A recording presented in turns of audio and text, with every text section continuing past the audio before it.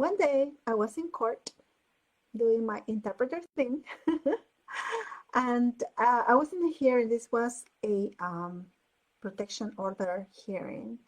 And if you are a court interpreter, you know that those kind of hearings can be very emotional. And when people come to these hearings, they have a lot to say. They do, because they had to relate how it is, the reason why they need a protection order.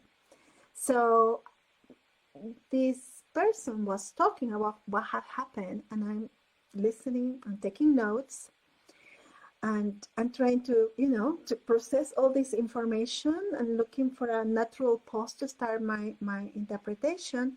And as I'm taking my notes, I know there's this silence because I know everybody's waiting for me to say something, but I was just coming down to, to the last bit of my notes, and I looked up and I see the judge. The judge was really looking at me. And I look at the judge, and the judge said, "You can't not possibly remember all that." So I smiled and said, "Yes, Your Honor, I can remember. I've got my notes." And I smiled. The judge did not smile back. And the next question was, of course, "Are you ready to interpret?" And I said, "Your Honor, I need to clarify one thing," which I did. And then I said, "Your Honor, the interpreter is ready to interpret." So the reason I'm telling you this story is that, number one, yes, you can possibly remember everything, even if it's a long segment. It's like a little bit like a game, right?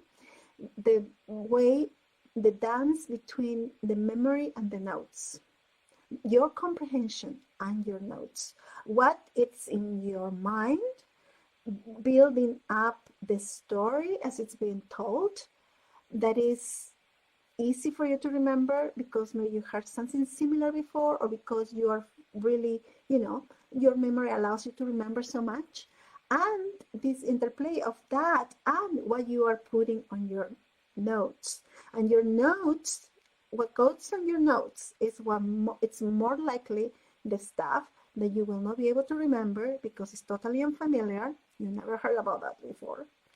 Or maybe there are details that are very specific that you want to catch in your delivery and you want to put them in your notes. Also, if there's a special sequence to the story that is being told, you want to put that also in your notes. Times of the day, names, locations, and things like that. So in my teaching of note-taking, whether I teach it in a long program, where I teach a workshop, or whether I teach a private class, when I teach note-taking, one of the very important things that I teach my students is to do that dance between what's in your memory and what's in your notes. Ultimately, your notes support your memory. Your notes cannot replace your memory. And the memory is what you remember is the result of what you understood. So memory cannot replace your understanding either, right? First, you understand, then you remember. It's not the way around. So this dance can be like a game, right? It can be like a game. And I want you to know that it's possible to learn it. Just you learn any other dance or any other game in your life. Note-taking can be so much fun, and it can help you discover, and push the limits of your memory, the way you process language, and definitely how good your notes are as well.